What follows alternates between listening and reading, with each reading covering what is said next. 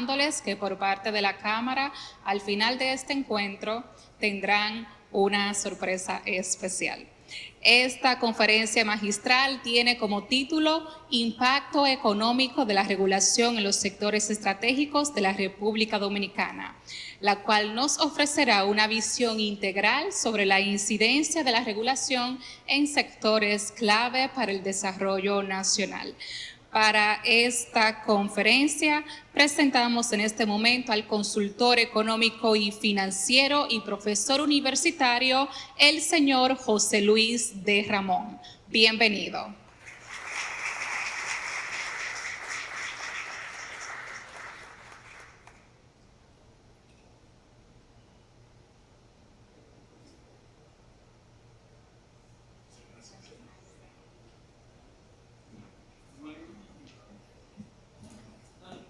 Hola, buenas tardes. ¿Tú tienes el clic? Bueno, yo quiero empezar dando gracias a la Cámara por haberme invitado hoy, aunque tengo que reconocer que hicieron trampa, porque me dijeron que me invitaba el doctor Ulises Cabrera. Entonces, el doctor Ulises Cabrera, yo no le puedo decir que no a nada. Pero yo he disfrutado muchísimo el día de hoy, he aprendido muchas cosas en el día de hoy. Y la conferencia que yo le voy a dar no es la conferencia que probablemente ustedes esperan, sino una reflexión un poco más, quizás filosófica, sobre dónde estamos. Cuando yo estaba pensando en venir a este seminario, que es fundamentalmente de expertos en temas legales, yo pensaba en el tremendo trabajo que les va a tocar a ustedes en los próximos años para desmontar este embrollo de legislación que tiene la República Dominicana y hacer una legislación mucho más fácil, creo que el tema se ha tocado mucho aquí, o nosotros no vamos a poder, en el mundo que estamos viviendo, continuar compitiendo.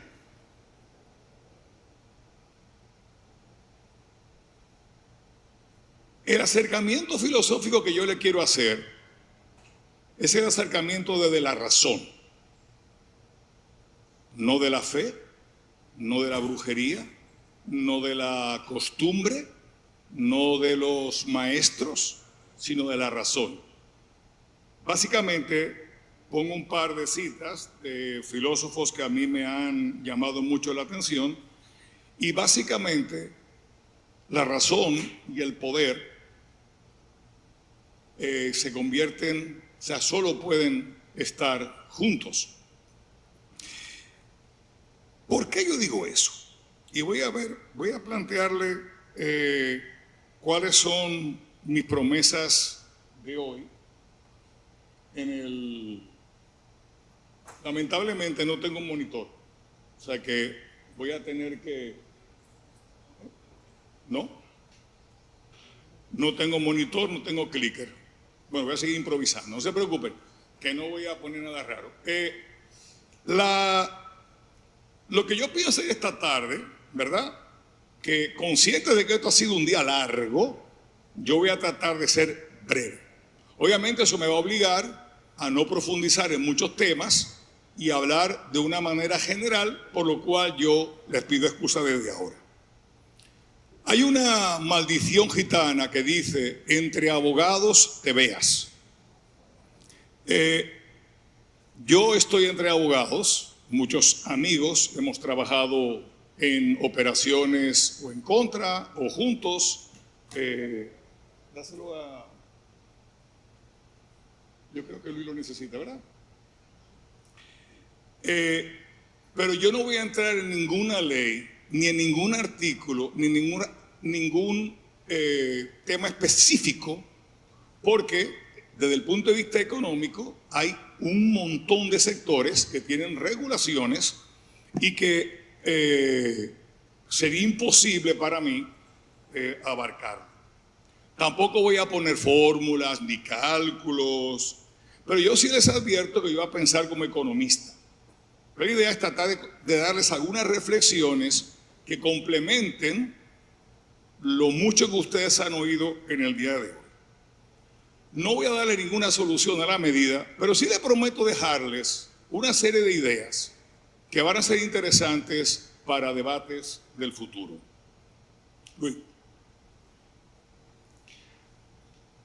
Precisamente en la biblioteca del doctor Cabrera, un día esperando una reunión y yo poniendo mano donde no debía, saqué un libro de filosofía del derecho.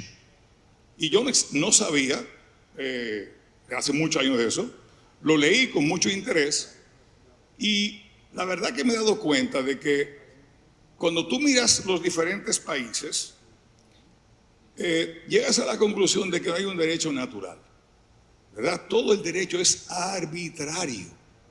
¿Por qué aquí por un crimen me dan 2 años y por qué en otro país me dan 40 años? ¿Por qué aquí se puede hacer esto y por qué en otro? O sea, no es verdad que hay algo así como el derecho natural. Digo, todos somos seres humanos. Yo creo que a menos de que seamos personas muy, muy, muy malas, pues todos tenemos una serie de principios humanistas, otros lo tendrán por razones de fe, lo que sea, pero la legislación jamás es uniforme. Pero básicamente hay 3 fuentes del derecho. La primera, y es una observación del economista, es la que viene de la ciencia. La que parte, por ejemplo, ahorita hablábamos aquí de licitaciones. Hace 2 años le dieron el premio Nobel a 2 economistas por su trabajo sobre licitaciones. Señores, no hay nada al momento de hoy que no se haya estudiado, pensado, discutido sobre el tema de licitaciones. Lo que pasa es que corresponde a un campo muy especializado de la finanza y la economía.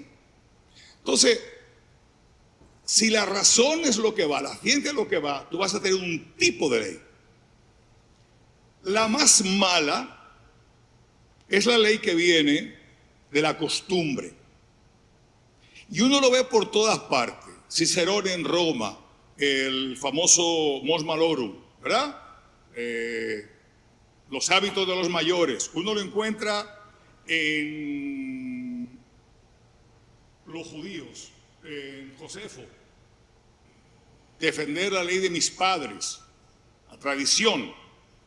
Y luego, evidentemente, está la ideología política. Si tú lees cómo se plantea China, se plantea como un partido al servicio del pueblo, con o sea, es algo que no tiene ninguna evidencia, sino que son así. Ellos son comunistas, nosotros somos capitalistas. En el mercado ellos son capitalistas y nosotros a veces somos más socialistas que ellos. Entonces, de esas trampas hay que liberarse. ¿Por qué hay que liberarse? Porque el entrenamiento que uno recibe desde que está en la universidad hasta el día de hoy, ¿verdad? Nunca le distinguen en que esto viene por costumbre. Esto viene por un tema de ciencia. Y es importante liberarse de esas concepciones y empezar a mirar las cosas de la manera más racional posible.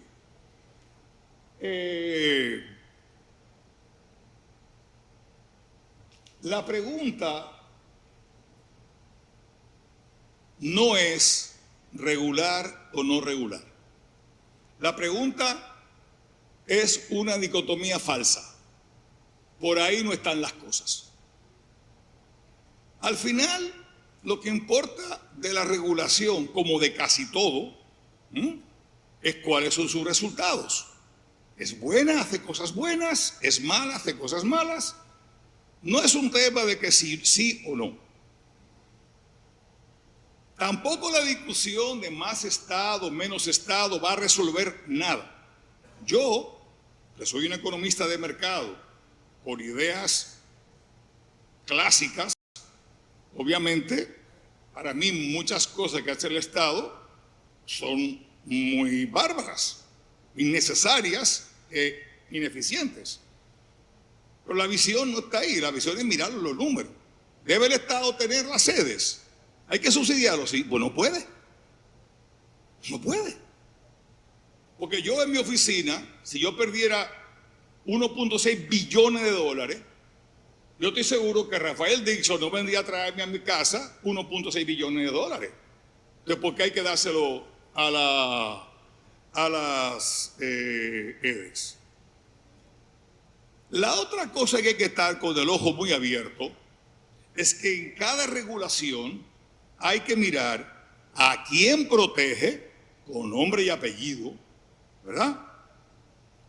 ¿Cuánto cuesta proteger a esa persona, grupo, lo que sea, con nombre y apellido? ¿Y quién paga la factura? Porque no hay, cuando tú cambias cualquier cosa en el ámbito económico, hay unos que ganan y unos que pierden. Y yo creo que sobre la bondad o no de una regulación, haciéndose esa simple pregunta, muchísimas veces uno adquiere una claridad. Entonces yo voy a hablar de mitos sobre la regulación. ¿Ok? Por cierto, como yo le prometí una conferencia a la Cámara y no se la voy a dar, yo, Carlos Miranda, que está trabajando, está dando una asesoría, creó un archivo con muchas cosas que yo tenía. Ahí, en ese QR, van a encontrar casi otra conferencia con mucha información, que básicamente fue lo que yo pensé que iba a hacer y al final no hice. Claro, está muy bien organizado con inteligencia artificial. Yo no lo he escrito todo, evidentemente tengo que hacer el disclaimer. Pero ahí van a tener casi la conferencia otra vez. Voy a ir, para no perder el tiempo listándolo todo, voy a ir hablando de los diferentes mitos. He cogido 12 porque el 12 es un número bonito. Podrían haber sido 14, 16, pero 12 es un número chulo. Vamos a ver, primero, ¿cómo se plantea la sociedad capitalista en la que vivimos nosotros? La idea central es que si los derechos de propiedad están claramente definidos, si sabemos qué es de quién, de forma absoluta, probablemente no haga falta ninguna regulación. Los economistas clásicos, sin embargo, se encontraban con un problema que no podían solucionar, que son las externalidades. ¿Qué hacemos con lo que yo hago, pero por mi existencia te perjudica a ti?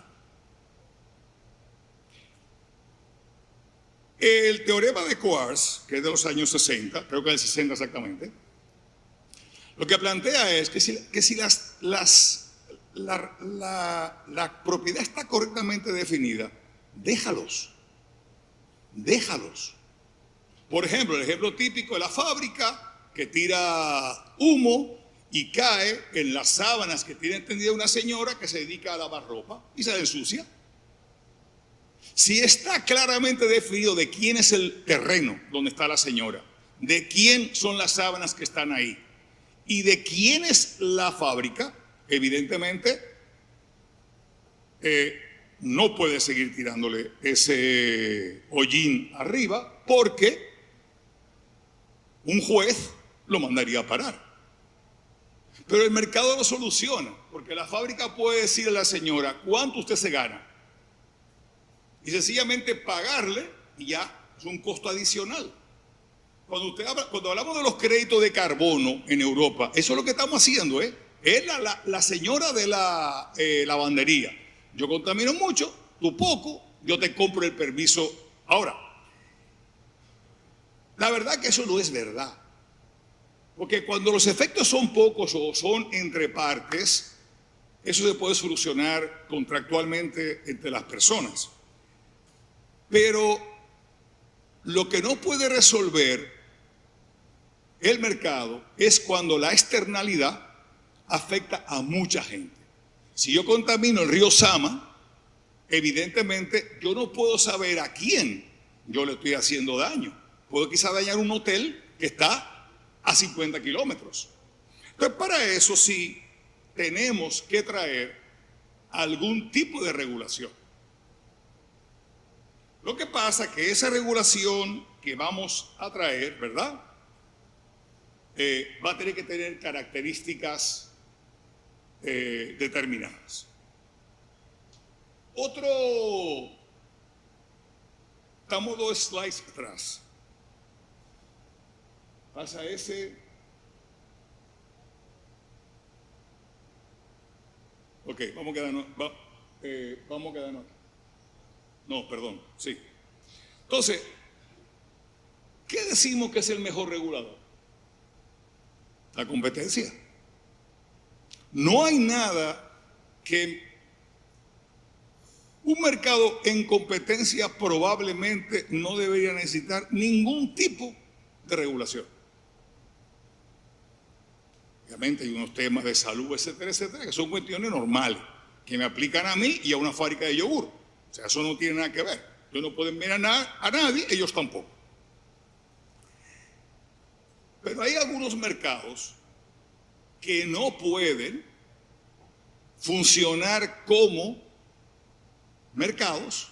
La compañía de transmisión, por ejemplo, porque no hay, o la compañía del agua, tú no vas a tirar 2, 3, 4 líneas de transmisión de alta tensión o 2, 3, 4 líneas de agua.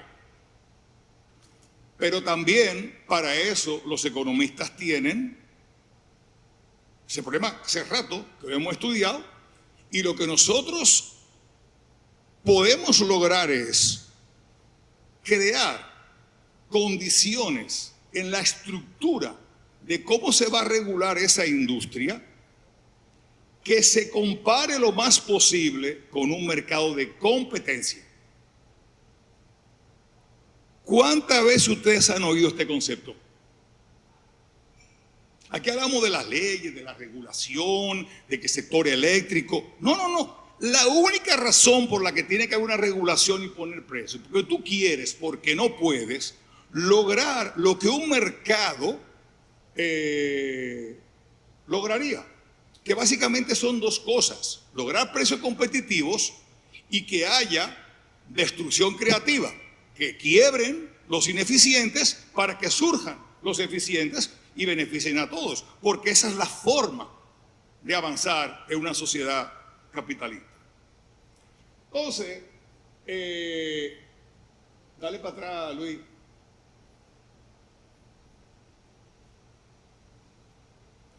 Por ejemplo, en la OPEP fija precios sin competir. Obviamente los precios están inflados por eso, pero aquí hay muchos sectores donde hay una concentración del mercado inmensa.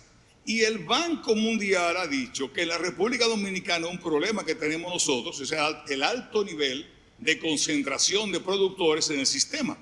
Y nada más tenemos que mirar algunos ejemplos. 3 bancos tienen 70% del mercado financiero. Ni hablar en otros sectores como telecomunicaciones, porque son, en muchos casos, son lo que se llaman monopolios naturales. No hay otra forma de existir. No puede haber 100 compañías de teléfono. El tamaño mínimo de una unidad implica que van a haber pocas, pero tú puedes reflejar lo que hubiera pasado, igual que el sector eléctrico, en un mercado donde sí hubieran habido 1000 compañías trabajando. Si tú no estás, si ese no es tu objetivo, tú lo que estás haciendo es siguiendo la costumbre. Tú piensas lo que pensaban tus abuelos, lo que pensaban tus padres. Todos los que estamos aquí, ninguno es musulmán. ¿Por qué? Porque estamos en un país fundamentalmente cristiano. Berger y Lockman. La constitución de la realidad. Yo soy medio español, medio dominicano. ¿Por qué? Porque vine aquí a los 16 años. No hay de otra. Entonces, mientras tú estás con la costumbre y no te das cuenta, si no te liberas de eso, tú no vas a aplicarte criterios científicos para solucionar problemas específicos. Pasa el slide. Por ejemplo, pasa.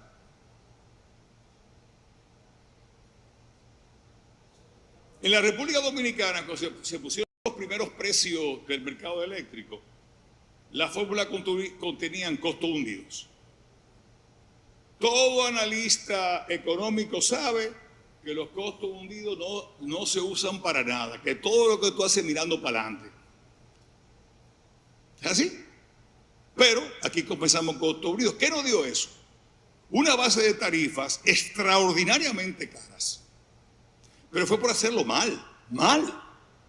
Y no porque no hubiera teoría. La teoría de los costos hundidos tiene 100 años. O sea, no son cosas que Siguiente, Luis. El otro mito es que cuando un mercado está sin regulación, tiende a concentrarse. El capitalismo lleva en sí mismo dos problemas. La tendencia a la concentración de la riqueza, de los mercados y los ciclos. Yo siembro piña, me va súper bien, precio altísimo, al año que viene todo el mundo siembra piña, adiós el precio de la piña. Se salen del mercado, el precio sube y me voy bien.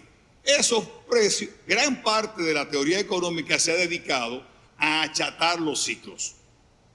Ya en muchas cosas lo que eran antes dinosaurios ahora son lagartijas, sobre todo en temas monetarios.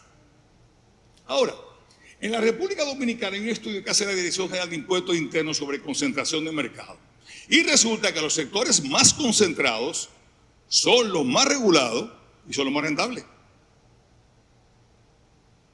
Como que debería ser al revés. La intervención del Estado debería achatar la ganancia, pero no es verdad. Los más regulados son los más rentables. Y eso está en ese estudio de la DGI. Y hay cosas que no se le explica a nadie. ¿Por qué una AFP no puede comprar bonos en el Banco Central? Tiene que ir a traer de un puesto de bolsa. ¿Pero por qué? No saben comprar.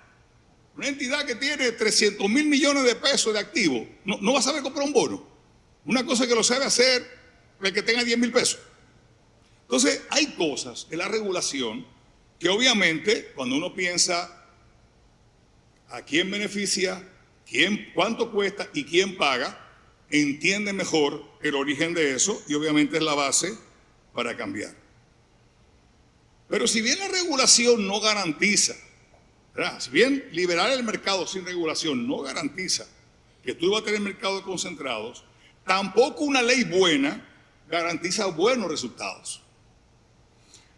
Miren, hay un libro de Alan Greenspan, que fue el gobernador de la Reserva Federal de los Estados Unidos, que en un libraco aquí, así, le dedica 2 páginas a América Latina. 2. Y él dice lo siguiente: América Latina tiene 2 problemas. La primera, que quiere tomar atajos. Y la segunda, que tiene leyes muy fuertes que nunca aplica. Nosotros inventamos muchísimos atajos. Hay gente pobre, vamos a darle dinero. Pero, ¿y el empleo? La educación no sirve. Pero, ¿qué vamos a hacer? No, que hacer una huelga, lo de la ADP. Porque si ustedes están hablando de inteligencia artificial, de mercado. Óyeme, hablamos esta mañana en el turismo de la calidad humana y hablamos de universidades. El reto más grande que tiene un dominicano que sea bachiller es tomar una orden en un restaurante. ¿Han pedido comida en un restaurante dominicano? Coca-Cola, sí. Y coge la nota y luego la repite. Y eso es una cosa que a nivel de capacidad cognitiva, un tipo que es bachiller no debería tener problema, pero lo tiene. Los demás generalmente son obreros, o sea, pertenecen al sector obrero y tal. Entonces, con una educación tan deficiente, no vamos a lograr para nada poder incorporar tecnologías que nos van a hacer falta. Entonces, América Latina le encanta hacer regulaciones, cambiar las leyes, mejorar las leyes, cambiarle el nombre. Antes el organismo se llamaba el ABC y ahora se llama el CDF, y mañana se llama el HIJ, y el que no está arriba de eso se pierde. Pero ¿qué ha cambiado en esencia? Comentábamos el tema del transporte. ¿Cuántas rutas de transporte efectivas que enganchen con el metro hay en la República Dominicana? ¿Pero por qué? Si en todas partes lo hacen.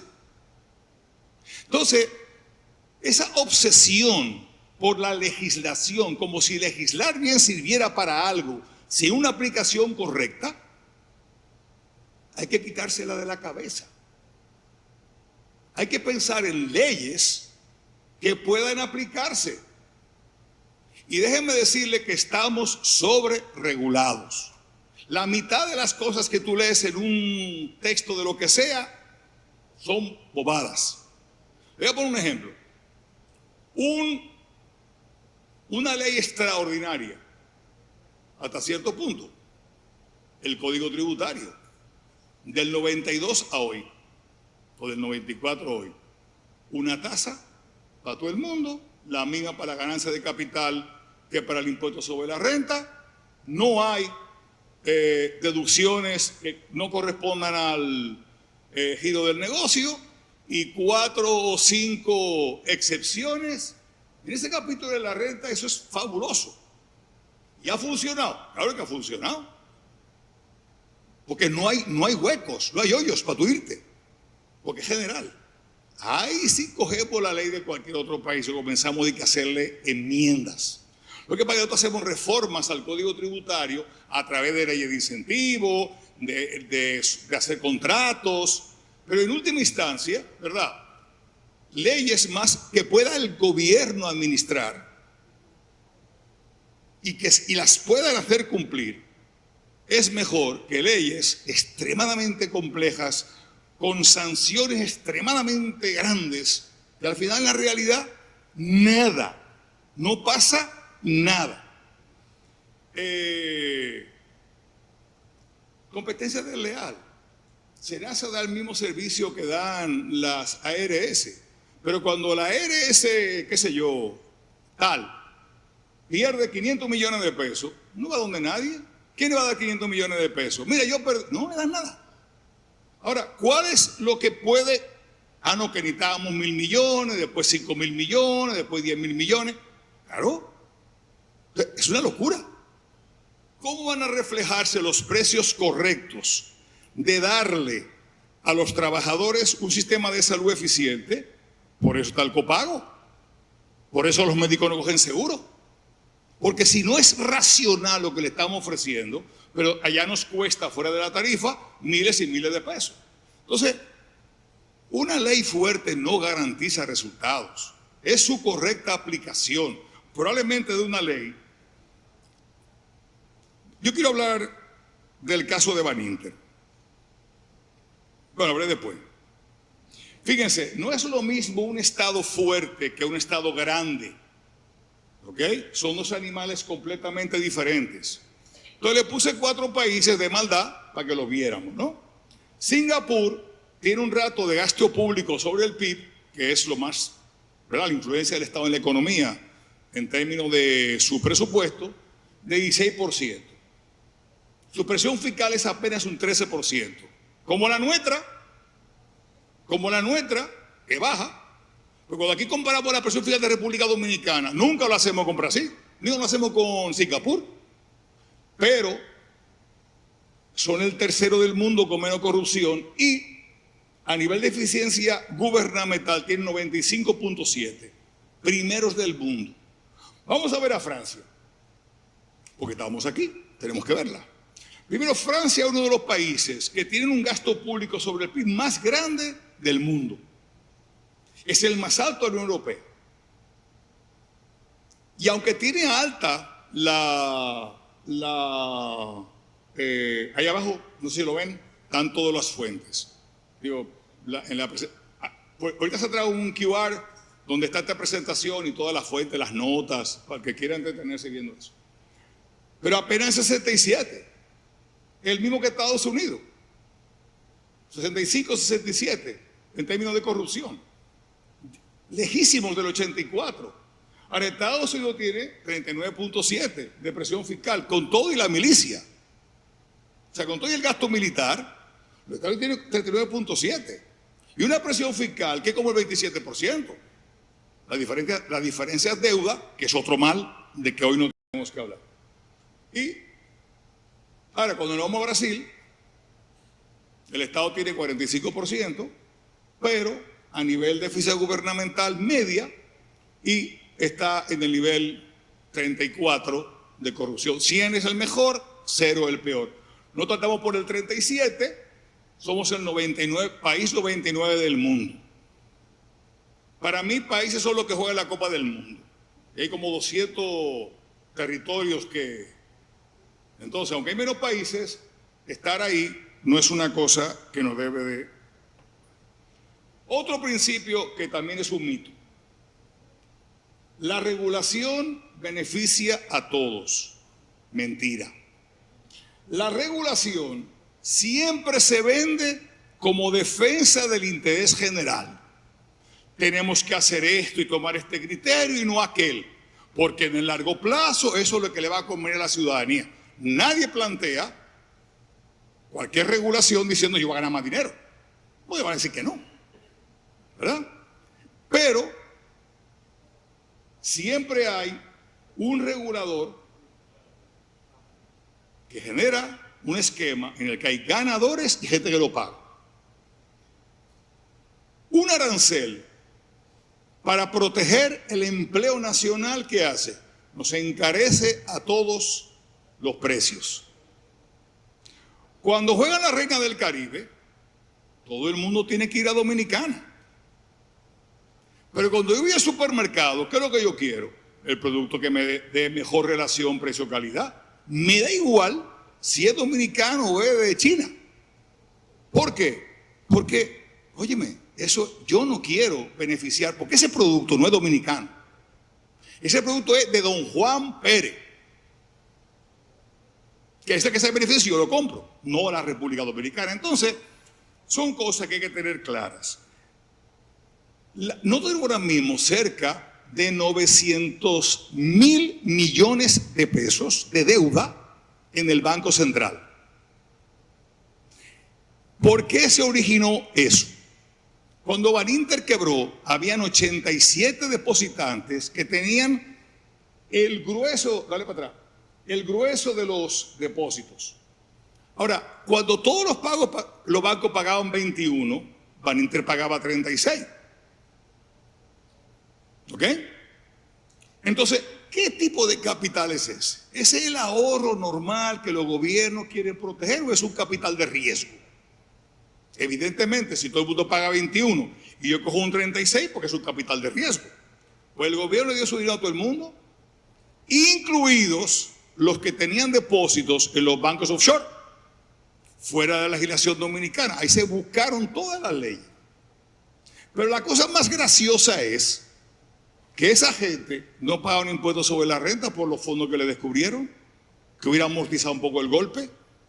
Entonces, hoy andamos, porque hemos hecho una centrífuga, pronto vamos a llegar a los 1.000 millones de, ¿cómo es? Al trillón americano, billón nuestro, de deuda en el Banco Central.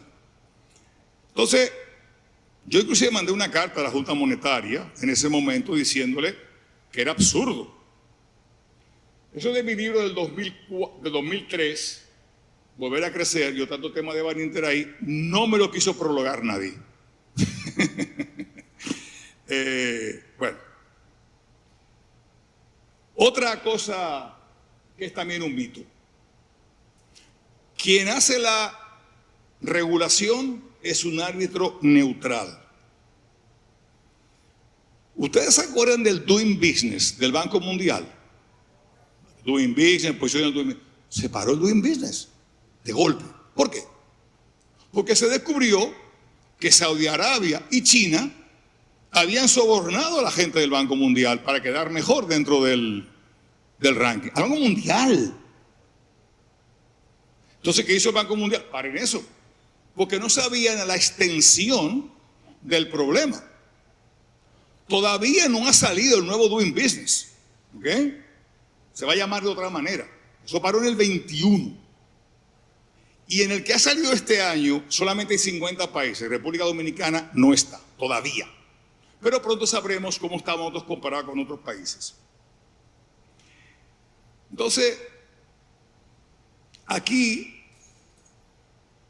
cuando hablamos que regulación es un ámbito neutral, pero en el sector financiero, tú tienes banco grande y banco pequeño. ¿Qué pasa? Los bancos pequeños, cualquier medida que afecte la solidez del mercado, les da muy duro. ¿Entonces qué hace?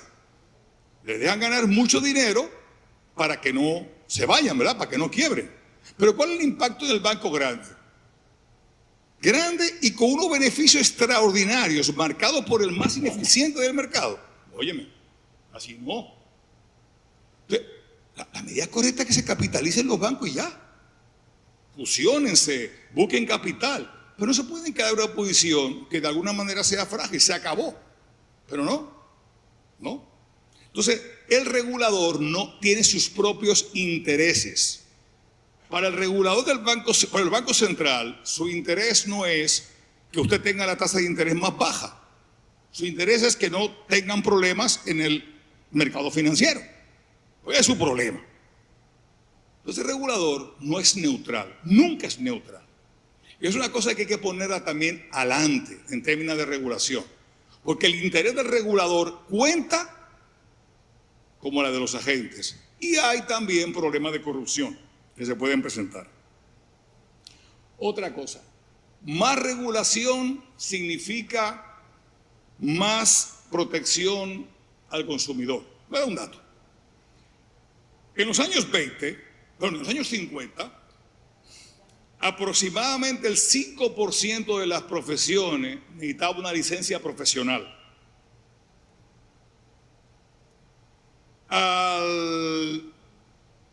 Que en el día de hoy se estima que hay 1.100 profesiones que requieren regulación, tan trascendentales como paseador de perro, peluquero. Pero nosotros mismos, nosotros los economistas no tenemos colegio ni exequatur, pero nosotros somos lo mismo que ustedes, firmas profesionales que vendemos servicios. Yo fui el socio director de Deloitte hasta que me retiré. O sea, y ahí, abogados 4, contadores, economistas. Y óyeme, yo creo que a Deloitte no le va mal. Una firma que vende 90 y tantos billones de dólares al año. O sea, toda esa barrera de entrada, el notario, hay que notarizar, son cosas no sé, de la España medieval, pido perdón, por traer esos defectos. La Cámara de Comercio, ¿es un impuesto al sector privado? Yo acabo de constituir una compañía en los Estados Unidos. Yo cogí el nombre, que lo cogí por el internet, había un nombre vacío, lo seleccioné, $200 para registrar la compañía y ni he dado la lista de accionistas todavía, ni el consejo, nada de eso. Porque si finalmente yo no voy y presento renta, ¿para qué ellos quieren tantos papeles? Cuando yo presente mis impuestos de esa compañía, ¿verdad?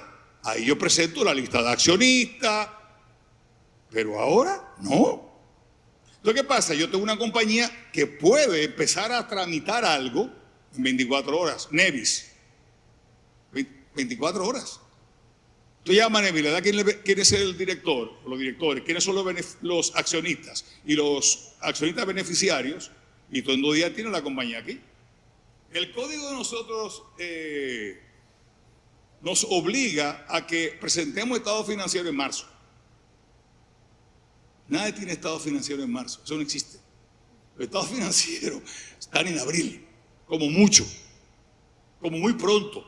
Entonces, son cosas que no benefician a nadie. La Cámara cobra un dinero que yo no entiendo para qué es. Yo no entiendo para qué. Es un impuesto al sector privado, al sector privado. Entonces, todo lo que es regulación no es protección del consumidor.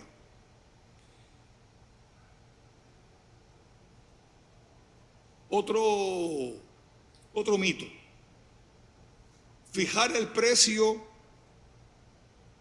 protege al ciudadano, abusadores empresarios que cobran tanto, ¿verdad? Ahora, por ejemplo, vamos a hablar de gasolina o de combustible. En toda América Latina no hay un solo país, digo, en todo el continente de América, solo los Estados Unidos tienen un mercado libre de gasolina. Todos los países tienen precio controlado. Pero miren las cosas que pasan. Aquí el Ministerio de Industria y Comercio hizo un cálculo de flete mal hecho y eso aumentó el precio del gas bárbaramente. Pero cuando se dieron cuenta, ¿saben lo que hicieron? En vez de bajar el precio, crearon un impuesto por el monto del error. Y año tras año, el presupuesto nacional lo ha convertido en ley por ese año. En la famosa reforma que arranca hoy la discusión, se va a poner ese impuesto ya como una ley.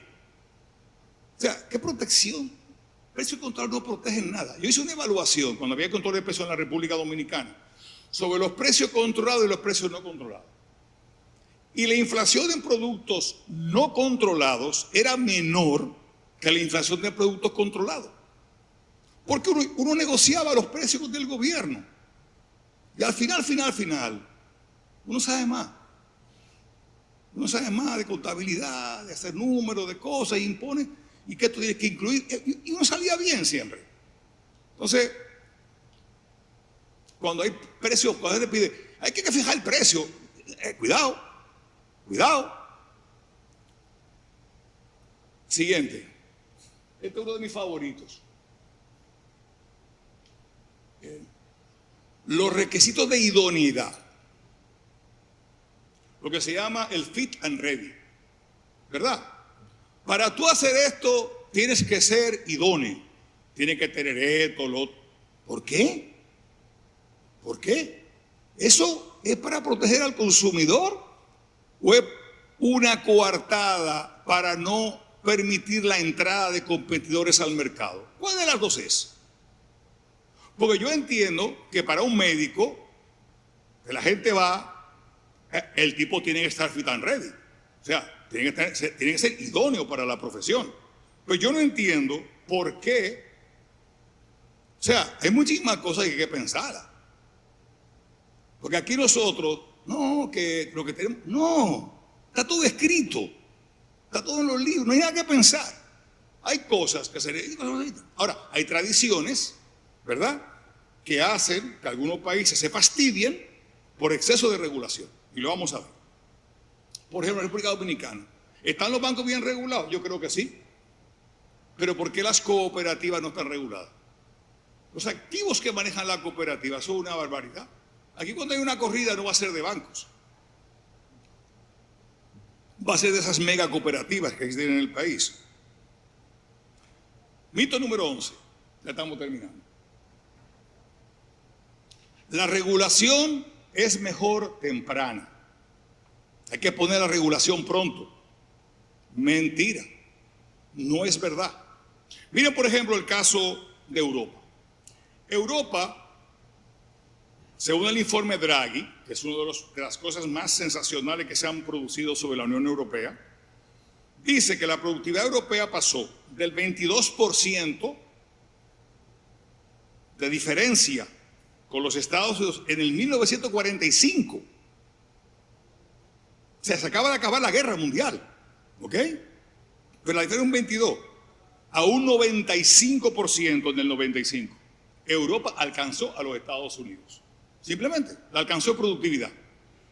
Del 95 para acá, hoy Europa está por debajo del 80%. ¿Pero por qué? Hay un solo sector que explica eso. Y ese sector de tecnología y telecomunicación. La brecha, ¿verdad?, si excluyéramos el sector tecnológico, estarían a la par. En Estados Unidos no ponen regulación temprana por definición. Amazon vinieron a ver cómo le cobraban impuestos, como cuando era un monstruo, porque querían comercio digital, porque eso se veía que podía ser una oportunidad de ser más eficiente.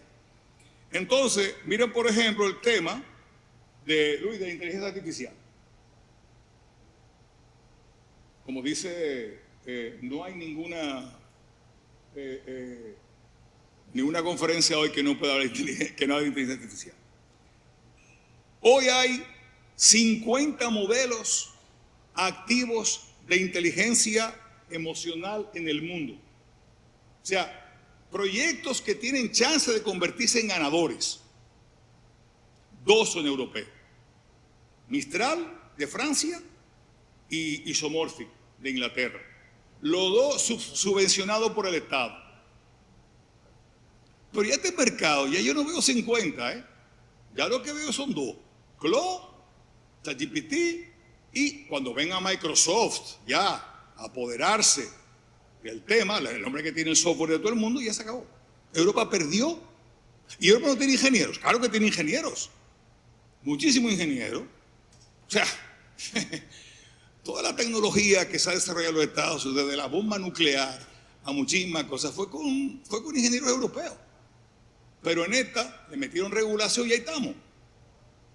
Ahora, como todo lo que han dicho ha fallado, ¿verdad? Han dicho, pues yo voy a decir una cosa, yo voy a ver el periódico El Marca de fútbol y si me sale una pantalla negra y me dice, tiene que aceptar todas las cookies, sí, entra. Voy a buscar un resultado. Yo no tengo tiempo de esperar a nada. Ya está. Entonces, bueno, vamos finalmente a hacer lo que hay que hacer al principio. ¿De quién es la data? Mía. Usted la maneja. Cuando los derechos de propiedad están bien definidos, la regulación no es necesaria, a menos que abarque al grueso de la población. Por último, debido a los eventos recientes, quiero hablar de la minería. La minería no se puede regular, mejor no tenerla. Aquí ha habido muy mala experiencia histórica. Rosario Dominicana dejó un pasivo ambiental fatal. Falcondo le vendió la compañía a una compañía insolvente que no tiene el dinero o las ganas de hacer una remediación ambiental. Hay 2 problemas ambientales.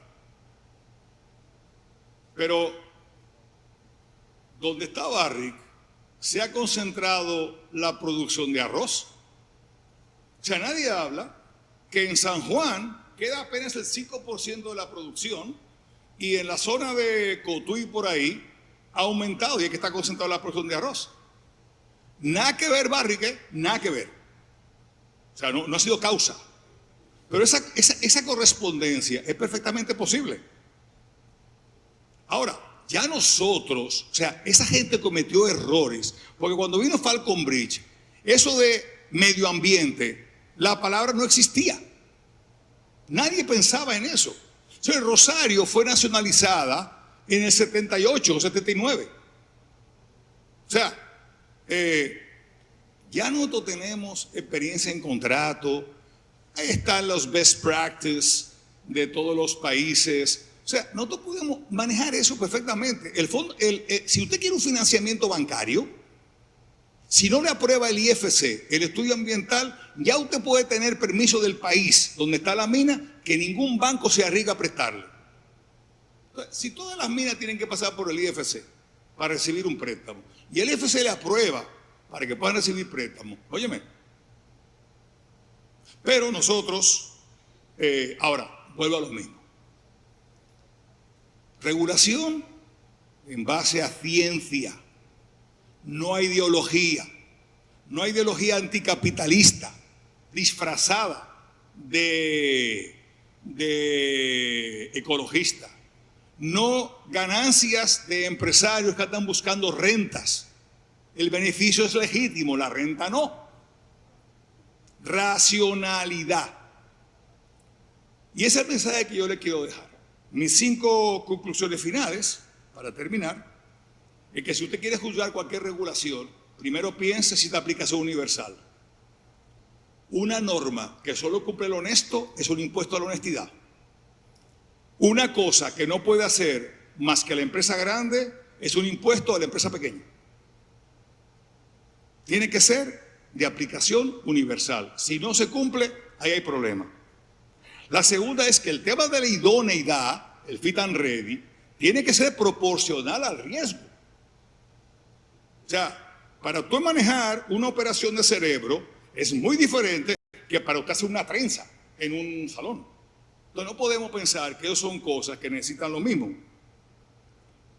Tercero, desconfiar de los procesos de poner precio. Los precios los pone el gobierno y tú no sabes de quién es el interés final. Si del propio gobierno, si de un agente privado que está haciendo eso, o si finalmente es un tema de ayuda al consumidor. Sospeche de cualquier mercado concentrado que tenga regulación.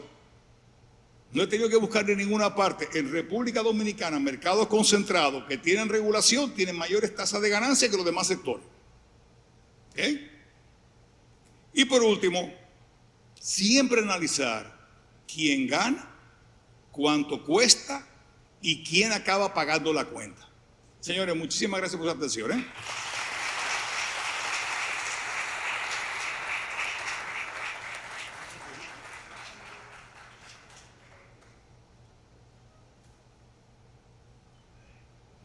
Agradecemos profundamente al señor José Luis de Ramón por su exposición en esta conferencia magistral. Con esta concluye el programa académico del Seminario Jurídico 2026 para ofrecer las palabras de clausura de este evento. Invitamos al escenario al director ejecutivo de la Cámara de Comercio e Industria Franco-Dominicana, el señor Tomás Plisón. Bienvenido.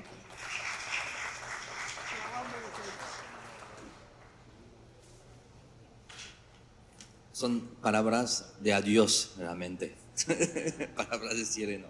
No, quería agradecerles de su presencia, de haber pasado también la tarde entera con nosotros.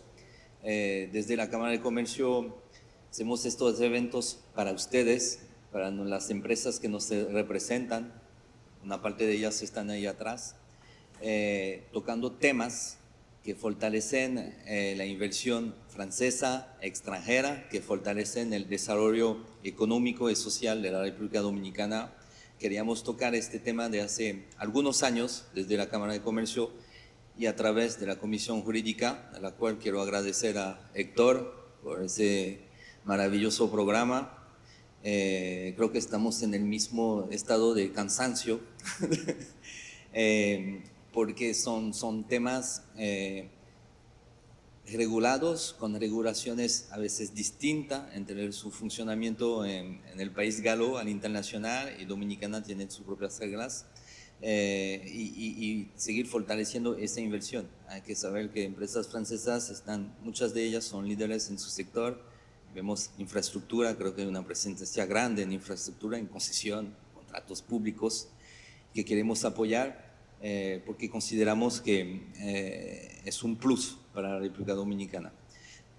Todos los años que tengo aquí, el respaldo que tenemos de las demás cámaras de comercio en el mundo y en la región de las Américas. Acogemos hace un mes cámaras francesas de todas las Américas y se han sorprendido de ver que aquí hay un metro desarrollado por empresas francesas, un teleférico desarrollado por empresas francesas, un futuro monorriel parcialmente en operación, que llegan a un aeropuerto francés con Vinci, que echan combustible francés en sus tanques, que ven las publicidades de JC Decaux en la calle, y creo que a veces desde aquí subestimamos un poco esa presencia, que son multinacionales francesas con alcance internacional, y a veces algunas de ellas son líderes a nivel europeo. La sorpresa, nada extraordinario, pero para ponernos un poco feliz, un poco de uva, la tinta y la blanca cuando nos gritamos del salón. Los esperamos, no digo en un año, porque espero que vengan a más eventos. La programación del segundo semestre será bien enfocada. Lo vimos esta mañana en la Semana Dominicana en París, organizada por la Embajada en Francia, la Embajada Dominicana, con nuestro apoyo, con un programa comercio, negocio, jurídico también. Sabemos que muchos de ustedes han estudiado en Francia, entonces agradeciéndoles y muchísimas gracias. Bye bye.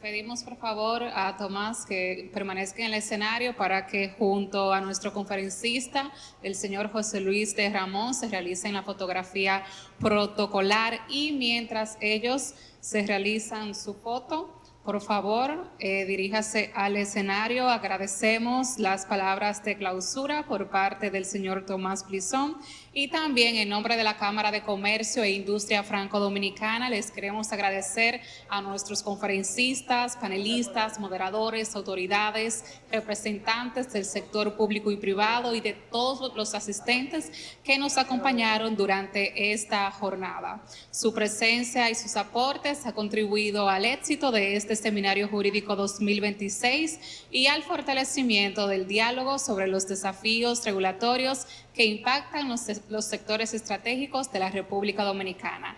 Ha sido un placer acompañarlos. Muy buenas tardes a todos. Que disfruten el brindis. Salud.